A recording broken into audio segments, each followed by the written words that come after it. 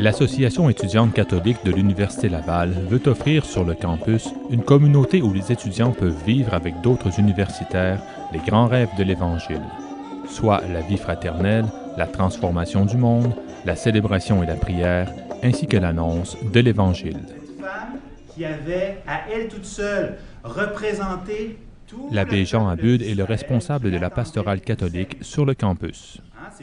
J'ai accepté la mission ici de la part de Monseigneur Ouellet de venir soutenir l'Association étudiante catholique à l'Université Laval. Voilà déjà 4 ans de ça. On a mis sur pied une association catholique. Et puis j'ai trouvé ici une communauté très fraternelle, très chaleureuse, qui vaut la peine de soutenir, d'animer, de nourrir aussi. Une communauté qui se nourrit beaucoup de prières, de célébrations, de gestes d'entraide aussi. C'est très, très présent dans la communauté. Il y a un esprit de communauté très fort et qui rayonne beaucoup sur le campus. C'est l'esprit de fraternité, d'amour, de groupe que j'apprécie beaucoup. Moi, quand je venais d'Afrique, j'avais tellement peur. Pourquoi? Parce que je me disais que non, ma foi, elle risque d'être très bas, qu'elle ne va pas grandir. Mais au contraire, quand je suis arrivé, j'ai trouvé cette famille et vraiment, jusqu'à présent, je ne regrette rien. Tout se passe très bien, on a des amis. Mais toutes les dimensions de la vie chrétienne se vivent ici, que ce soit sur la célébration, sur l'annonce de l'Évangile, sur l'approfondissement de la foi, de la fraternité. Il y a une multitude d'activités, c'est toujours nouveau, c'est toujours très enthousiasmant aussi.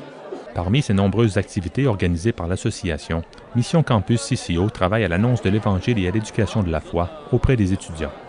Talitha Lemoine est l'une des 3 missionnaires laïques œuvrant sur le campus. Alors, la session dernière, notre première session, on avait 9 groupes d'études bibliques d'à peu près 5 personnes qui se rencontraient à tous les semaines pour découvrir qui est Jésus, qu'est-ce qu'il fait pour eux. Puis on les invite aussi à le mettre au centre de leur vie. Dans leur souci de participer à la transformation du monde, des étudiants de l'association s'impliquent dans divers groupes d'entraide tels que la Table du Pain, la Jeunesse étudiante chrétienne, ainsi que Développement et Paix. Ariane Collin est vice-présidente du groupe universitaire de Développement et Paix, un organisme catholique de solidarité internationale.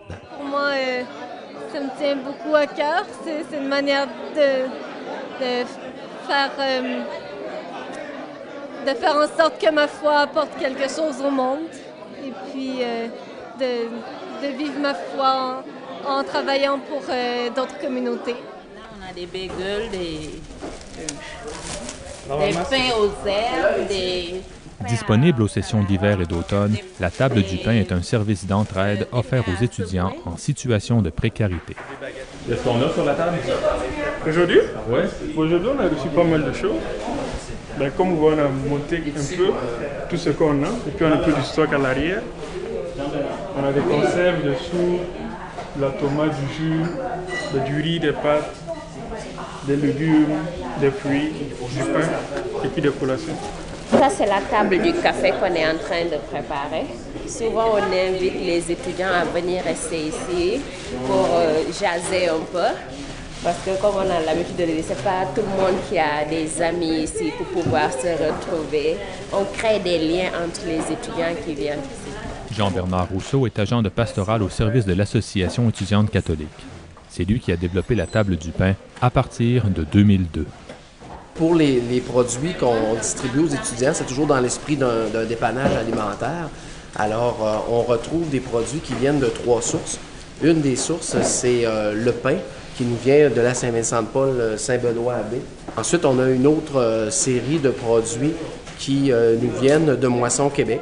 Nous sommes accrédités chez Moisson Québec. Et aussi, une autre partie des produits vient vraiment d'achats que nous faisons grâce à la collecte qu'on appelle la guignolée étudiante, qui se fait au mois de novembre.